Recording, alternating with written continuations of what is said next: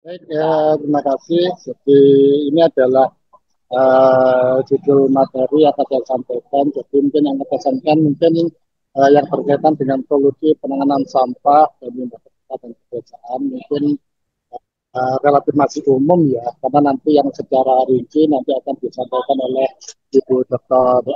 Mardani dan Mbak Pipit ya tentang apa contoh-contoh praktisnya penanganannya karena dia itu yang langsung melakukan penanganan. Ya, lanjut ya, bisa dipanggil. Oh, kayak gini sekilas ini CV saya bisa sampaikan oleh Mas Amir pelaku moderator. Lanjut, baik, jadi lanjut ya. Baik, ini jadi Bapak Ibu Mas Mbak semuanya masalah sampah tapi dari sini juga oleh Mas Tomo dan Mas Mariam ya bahwa permasalahan sampah itu sangat kompleks ya. Jadi bukan hanya sekedar masalah apa buang membuang ya itu cuma bahkan sampai menimbulkan masalah sosial gitu.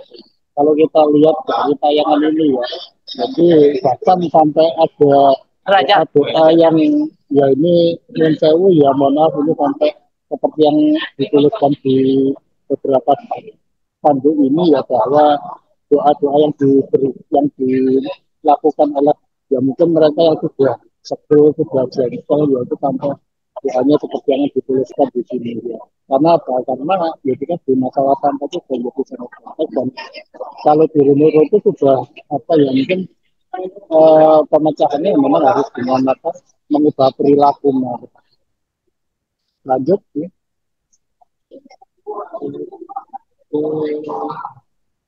Nah, jadi kalau kita lihat sebetulnya eh, sampah itu nanti dampaknya itu ini. Jadi kalau kita lihat di sini ya bisa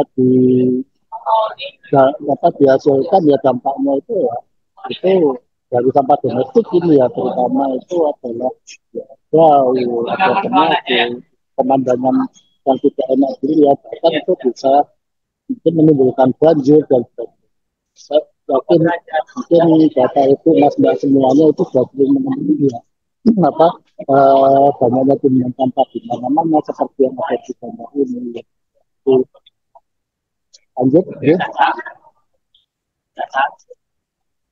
Nah, sebenarnya kalau terkait dengan informasi sampah ya saya tidak menyampaikan definisi sampah ya kayak apa prinsipnya di sini kalau kita lihat ya sebetulnya sampah itu kan adalah hasil dari aktivitas manusia dan sebetulnya sudah ada sisi informasi hitungan sampah nasional. Jadi data itu bisa lihat di apa SIPSN ini ya ini bisa dilihat ini apa berbagai informasi tentang persampahan ya pengelolaannya kemudian di mana apa lokasi-lokasi untuk apa pengumpulan dan sebagainya lanjut.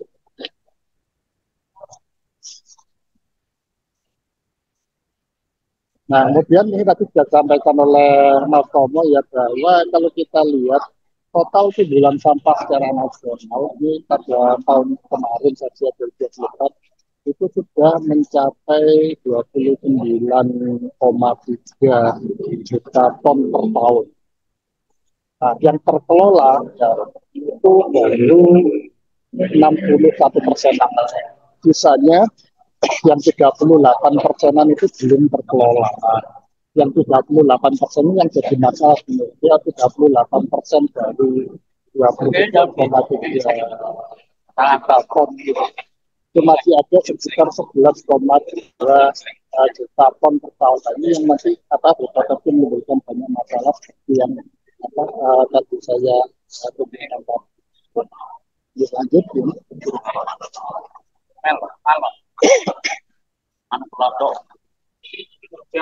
Nah, ini adalah apa sebaran ya lokasi pengelolaan sampah di berbagai wilayah yang ada di Indonesia. Jadi Bapak itu bisa lihat ya di SIPSN ya RK itu bisa dilihat ya. Nanti ada data per nasional, kemudian per provinsi, kabupaten, kota itu apa yang pengolahannya di mana saja, kemudian jumlah total sampahnya seperti apa, kemudian tipologi sampahnya apa saja, komposisi apa, klasifikasinya itu sudah ada.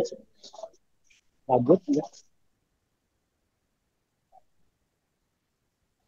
Nah, kalau kita lihat klasifikasi sampah atau limbah itu pada prinsipnya bisa kita bedakan itu berdasarkan ini apa bentuk, kemudian sifat bahan dan berdasarkan jenis. Jadi kalau dasarnya bentuk itu bisa padat, cair atau gas. Kalau dasar bahannya itu sifatnya bisa berupa B3 ya, bahan beracun berbahaya atau medis atau radioaktif atau limbah di non B3 atau sampah domestik. Nah, yang akan kita cari lebih banyak ke yang sifatnya ini apa sampah domestik ini. Kemudian berdasarkan jenis itu bisa kita bedakan menjadi sampah organik atau yang anorganik. Nah, semuanya ini itu akan memberikan dampak terhadap lingkungan. Dan apa saja ya tadi ya bau, kemudian masalah kesehatan, itu semua ya,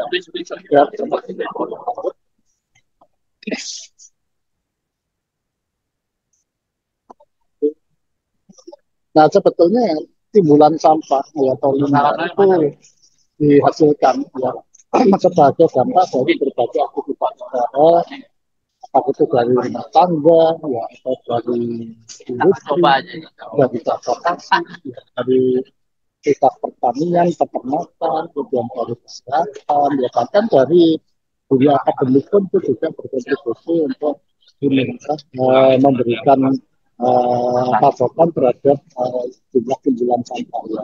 Dia jasa, ya jasa kuliner, perhotelan, wisata, ya. Pengaruhnya yaitu meliputi berbagai aspek lingkungan, termasuk terbuka, fisik, kimia, biologi, kesehatan, sampai pada sosial ekonomi. Jadi sebetulnya adanya tujuan sampah yang ada di sini. Lanjut ya.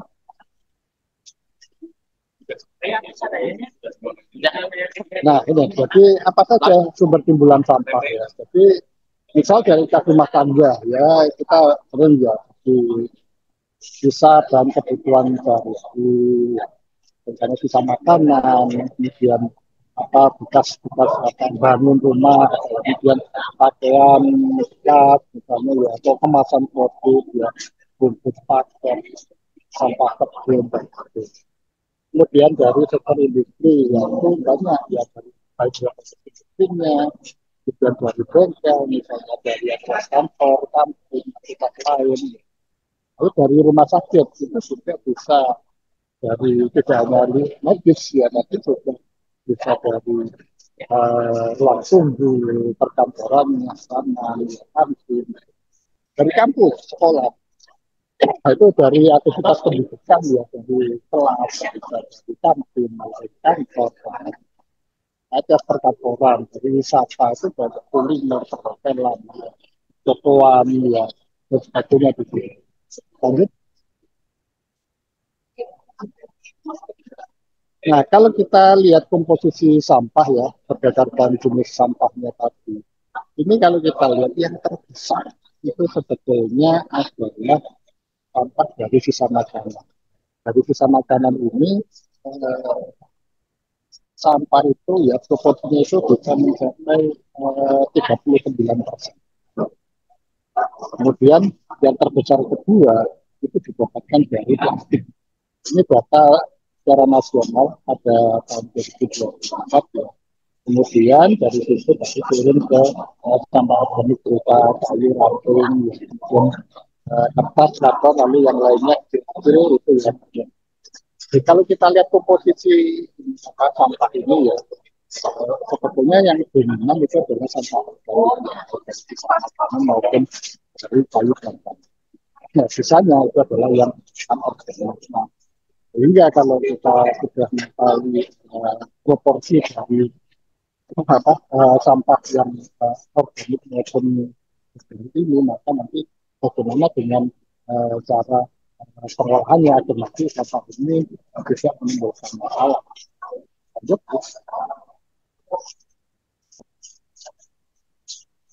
Nah ini contoh ya, contoh eh, mengapa timbulan sampah itu bisa meningkat.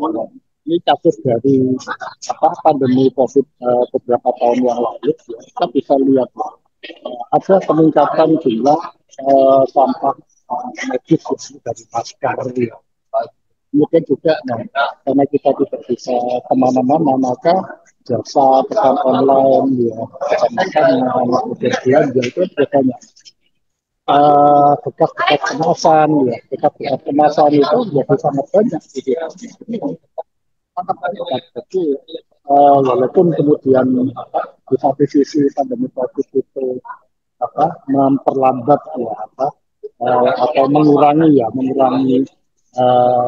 jumlah mobilitas, kemudian juga ini polusi akibat kendaraan ya, akibat itu mungkin berkurang ya. Tetapi di sisi lain jumlah sampah itu menjadi meningkat gitu, ya.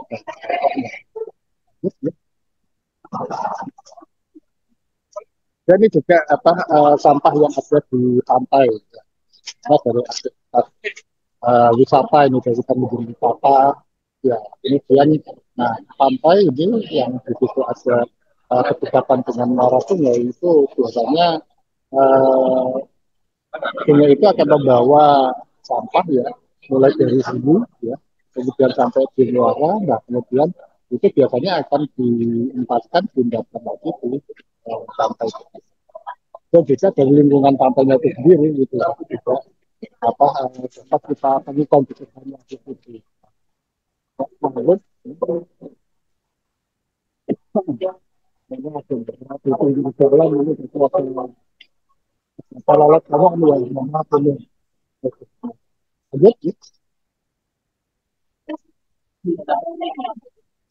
Oke, nah bagaimana penanganan yang biasanya kita temui? Nah ini berarti ini gambar ini menunjukkan ya bahwa kita perlu melihat bahwa ada timbunan sampah di halaman atau di tepi jalan gitu ya. Kemudian di tubuh sungai ya atau di timbunan sungai. Dan ini cara paling mudah sebetulnya yang digunakan untuk menangani sampah ya dibakar aja. Ini yang perlu kita temui. Tapi tentunya hal ini kan ya tidak ada masalah karena dengan cara yang menangani sampah seperti ini itu masyarakat lanjut ya. Nah, ini adalah pola lama, ya. Pola lama yang sampai sekarang itu masih sering digunakan. Itu sistem buang tumpul angkut timbun. Bukan dari aktivitas menghasilkan sampah, dan kemudian buang tumpulkan diangkut lalu ditimbun. Ya, ditimbun di mana ya di tempat timbunan akhir seperti itu. Apakah ini akan terus dipertahankan? Nah, itu dan jangka panjang ini akan menimbulkan masalah. Lanjut.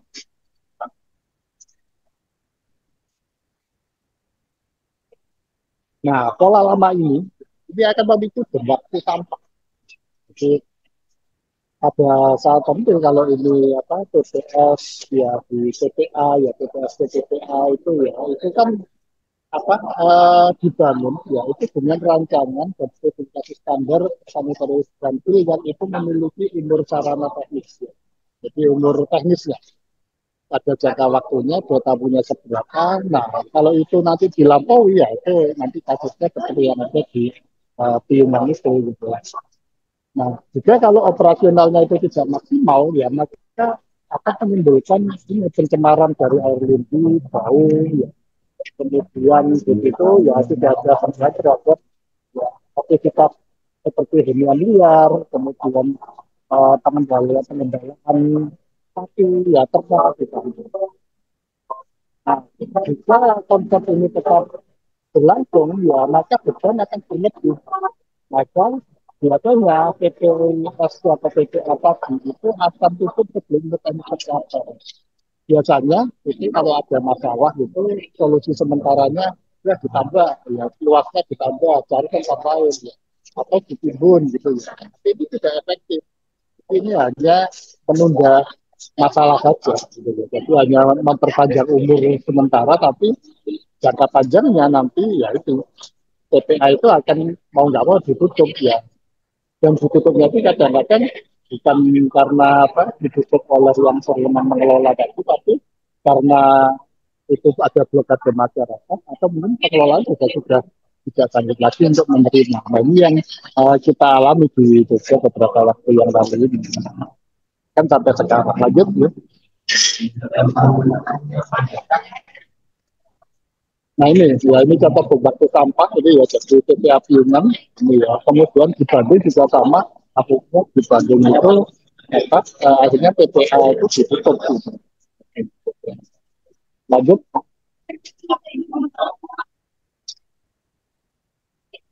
Nah, uh, kalau kita lihat pengelolaan sampah itu kan juga didesentralisasi ke pemerintah daerah. Jadi regulasi itu mengamanatkan pengelolaan sampah itu di tingkat kabupaten kota. Jadi apa, kebijakan strategi nasional pengelolaan sampah itu kemudian dijabarkan oleh pemerintah provinsi ya, kemudian dikembangkan di dalam kebijakan strategi di kabupaten kota. Di DIY itu ya itu kan ada tiga TPA, ya ada TPA regional dan ada TPA yang di Wonosari itu dan yang di Banyurojo dengan Projo. Nah ini sebelum desentralisasi tiga itu berencana, tapi kemudian karena apa yang Piungan itu tidak mampu lagi ya maka setelah desentralisasi itu TPA regional Piungan ya ditutup. Nah yang kelabakan kan ini yang kota Jogja, Bantu, Sleman itu kan harus apa, mengupayakan ya itu untuk pengelolaan sampah di daerah masing-masing. Ini yang sebetulnya apa, jadi masalah itu di situ. Lanjut.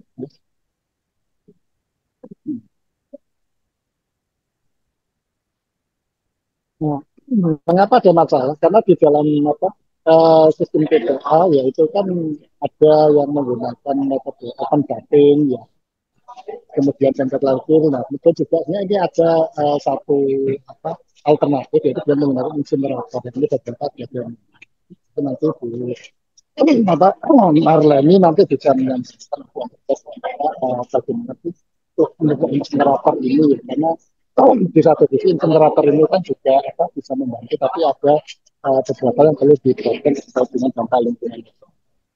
Nah, permasalahannya itu kalau terkait dengan apa sistem TPA itu kan masalah lahan bagaimana, kemudian dari aspek masyarakat lawan ya, kemudian pencemaran udara, air tanah, lalu estetika.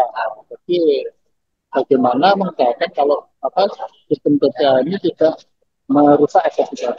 Lalu ini kalau ada pembunuhnya kelihatannya bagian kemudian masalah rantai makanan ya, karena ada ternak di sekitar TPA dan itu bisa menimbulkan masalah dengan bagaimana kalau ternak yang konsumsinya itu dari sampah itu nanti ada lain-lain. Nah, masalah lain ya volume sampah yang terangkut TPA itu kan hanya 40 sampai 70%.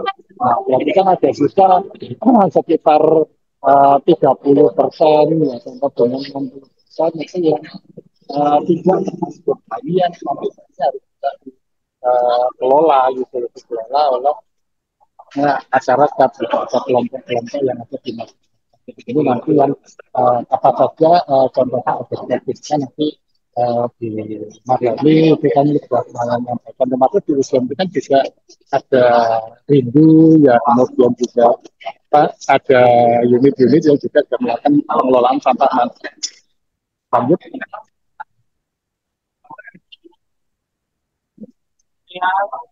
Nah, ini contoh ya. Karena open damping itu tidak dilanjutkan. Tapi open damping itu ya sederhananya tinggal apa, uang untuk timbun gitu aja ya. Tapi kemudian ada alternatif dengan landfill ya, standar landfill. Ya. Cuma masalah landfill itu itu bisa menghasilkan gas metan.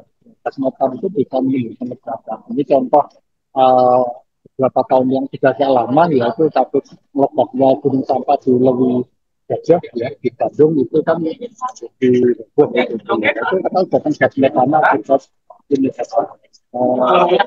timbunan sampah ini. Kemudian juga masalah air lindi. Ini kalau tadi apa lokasi sentral itu tiga lapis itu dinyatakan bocor, nanti dia siap insya Allah 8 menit ya. Itu nanti akan mencemari tanah. Lanjut. Nah, tantangan apa saja? Ini tantangan pengelola sampah. Yang pertama tadi Mas Mangga saja. Jadi peningkatan jumlah volume sampah. Sampah itu mencapai 0,7 liter per hari. Kemudian juga kesadaran bagaimana masyarakat itu masih rendah.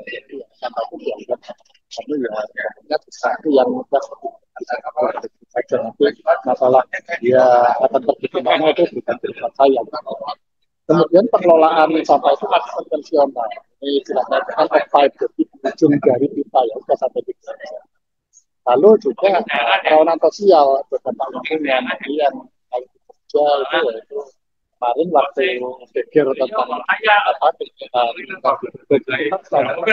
bahkan ada sekarang juga masalah yang itu masih banyak nanti bulan sampah jalan. Kemudian yang kelima itu ketika dilakukan wewenang tentang pihak perhitungan sampah. Memang sementara ini memang melakukan ke DLH ya, tapi sebenarnya apa di sini semestinya kalau bisa itu ada mengelola sampah ini. Lanjut ya.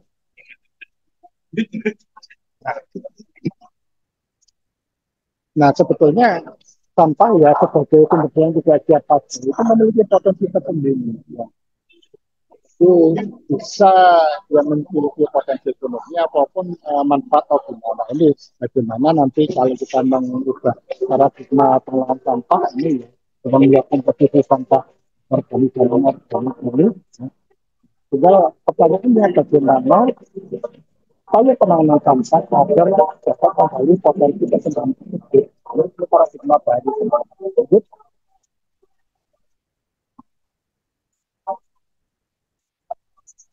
Nah ini, jadi strategi baru dengan sampah.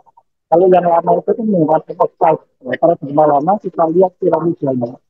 Yang piramida tegak, ini paradigma lama. Jadi sampah itu buang nanti yang besar itu semua landfill, nah disposal, ya yang kemudian 3R-nya itu apa di atasnya landfill itu. Nah, paradigma baru, nah ini kita balik, istilahnya piramida terbalik ya. Jadi yang besar itu direduksinya, jadi kita kurangi sampah itu dari sumbernya gitu. Kemudian makin lama makin ke bawah, sehingga yang tersisa itu adalah disposalnya. Jadi ya, istilahnya itu dia yang kita buang itu hanya residu saja. Jadi mulai dari rumah itu ya itu kita mulai mereduksi yang kita buang ya. Kalau ada yang organik ya kita olah dulu organiknya, ada yang organik kita usahakan kita daur ulang atau kita manfaatkan ulang lagi seperti itu. Nanti Bu Lani sama Mbak Bikin dia akan menyampaikan beberapa contoh itu nanti apa 3R tadi. Jadi paradigma barunya adalah paradigma housekeeping. Lanjut ya.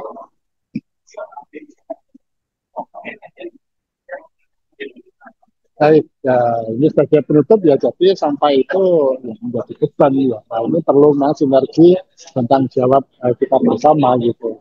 Dengan masyarakat ya, dari pemerintah maupun juga pemulung ya, kemudian juga produsen barang. Nah, perlu adanya pemetaan timbulan sampah ya, agar dapat lebih mudah mengetahui karakteristik kuantitas sampah yang dihasilkan. Kalau sudah tahu karakteristik dan kuantitas sampahnya, ya, maka cara penanganannya seperti apa yang nanti pentingnya pemetaan sampah. Lalu yang ketiga, secara panjang pengawasan dari end of life tadi ya, jadi dari buang kumpul angkut hidup menjadi good housekeeping atau tadi 3R.